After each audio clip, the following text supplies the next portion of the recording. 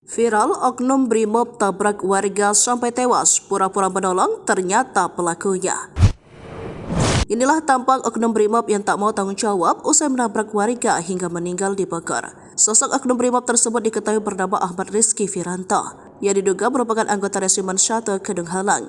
Oknum Brimob itu jadi sorotan karena menabrak warga dengan mobil Honda Brio-nya. Namun saat itu oknum Brimob mengaku sebagai penolong. Menurut penjelasan Helmi, kakak korban sang adik Diva dibawa sang oknum Brimob karena mengalami kecelakaan. Saat itu oknum tersebut sempat mencoba mengelabui keluarga dengan alibi sebagai penolong. Oknum itu membawa korban ke rumah sakit menggunakan kendaraan lain dan diduga mencoba menyembunyikan barang bukti. Pemilik akun juga membagikan foto keadaan korban ketika dirawat di rumah sakit.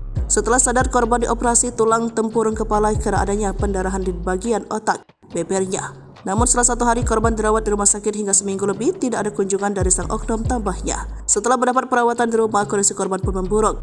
Dalam foto yang dibagikan, kulit tubuh korban hanya menyelimuti tulang-tulangnya. Badannya hanya tinggal kulit dan tulang, namun oknum masih tidak ada etikat baik terhadap keluarga korban, katanya. Parahnya, seoknum Brimob malah menantang keluarga korban saat dimintai pertanggungjawaban. Ia tak mau bertanggung jawab atas perbuatannya kepada Deva, korban kecelakaan hingga meninggal dunia. Terungkap jika peristiwa itu terjadi di daerah Kelurahan Pekansari, Kecamatan Cibinong, Kabupaten Bogor pada 11 November 2023. Namun keluarga baru melaporkan kejadian ini ke Polsek Cibinong pada 6 April 2024. Saat melaporkan, pihak keluarga juga mengaku dipersulit.